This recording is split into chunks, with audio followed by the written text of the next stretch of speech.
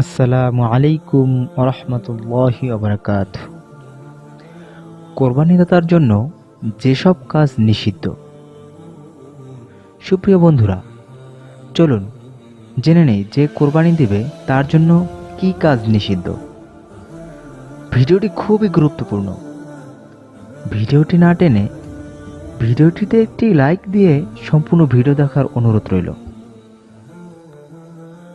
মহান আল্লাহ তাআলা ঘোষণা, তিনি মুত্তাকিদের, পরহেজগার ও সংযমী ব্যক্তির কোরবানি কবুল করে থাকেন। কোরবানি হবে শুধুমাত্র আল্লাহ তাআলার সন্তুষ্টি অর্জনের জন্য। সংযম ও তাকওয়া না থাকলে সে কোরবানিতে প্রশান্তি থাকে না।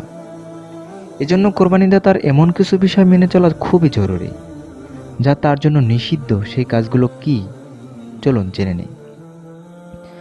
যে ব্যক্তি কোরবানি করবেন, তিনি জিলহজ মাস আসার আগে নিজের চুল, গোঁফ, পশম এবং নখ কেটে পরিষ্কার পরিচ্ছন্ন হয়ে নেবেন।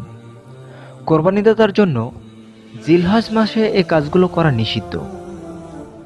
এ ব্যাপারে হাদিসে পাকে এসেছে, হযরত উম্মে সালমা রাদিয়াল্লাহু তাআলা আনহু বর্ণনা করেছেন, নবী করিম সাল্লাল্লাহু আলাইহি সাল্লাম বলেছেন, যখন আশারা জিলহজের 10 দিন আসে এবং তোমাদের কেউ কোরবানি করার নিয়ত করে, তখন সে নিজের চুল ও চামড়ার কোনো অংশ না কাটে।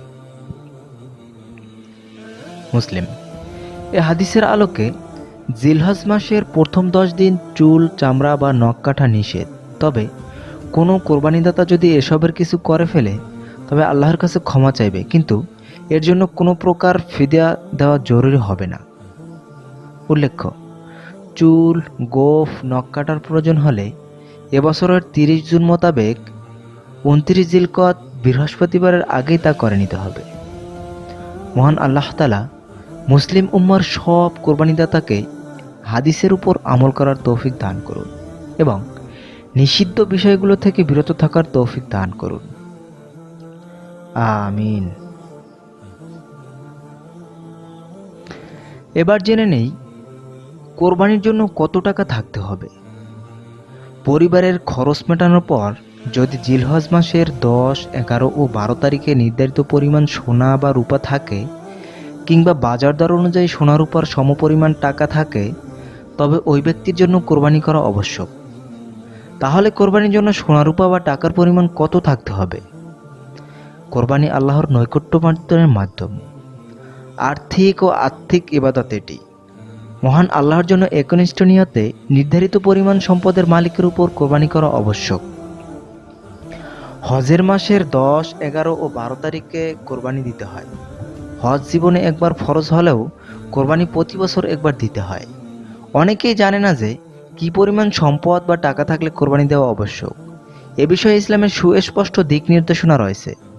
তা হলো, জিলহজ মাসের 10, 11 ও 12 তারিখ কোরবানি পশু জবাই করতে হয়। কোরবানি দেওয়ার জন্য শর্ত হলো, এই দিনগুলোতে পরিবারের জীবিকা নির্বাহের খরচ ছাড়া অতিরিক্ত নিসাব, নির্ধারিত পরিমাণ সম্পদ বা টাকার মালিক হলেই তার উপর কোরবানি আবশ্যক। সোনার উপর নিসাব। জিলহজ মাসের 10, 11 ও 12 তারিখে কারো কাছে 7.5 তোলা বা ভরি সোনা কিংবা 52.5 তোলা বা ভরি রূপা থাকলে কোরবানি আবশ্যক। কোরবানি আবশ্যক হওয়ার জন্য এ পরিমাণ সোনা রূপা এক বছর ব্যক্তির মালিকানায় থাকতে হবে, এমন কোনো শর্ত প্রযোজ্য নয়। নেশাব পরিমাণ সোনার মূল্য। কেউ যদি সোনার পরিমাণকে নেশাব ধরে, তবে তাকে 7.5 ভরি তোলা সোনার মূল্যের উপর টাকার পরিমাণ হিসাব করতে হবে। যেমন 22 ক্যারেট মানের সোনার প্রতি ভরি আর নৈকট্য অর্জনের তৌফিক দান করুন। আমিন। সুপ্রিয় বন্ধুরা, ভিডিওটি ভালো লেগে থাকলে ভিডিওটিতে একটি লাইক দিয়ে চ্যানেলটিকে সাবস্ক্রাইব করে বেল আইকনটি বাজিয়ে দেবেন। মহান আল্লাহ রাব্বুল আলামিন সবাইকে ভালো রাখুন, সুস্থ রাখুন। আসসালামু আলাইকুম ওয়া রাহমাতুল্লাহি ওয়া বারাকাতুহু।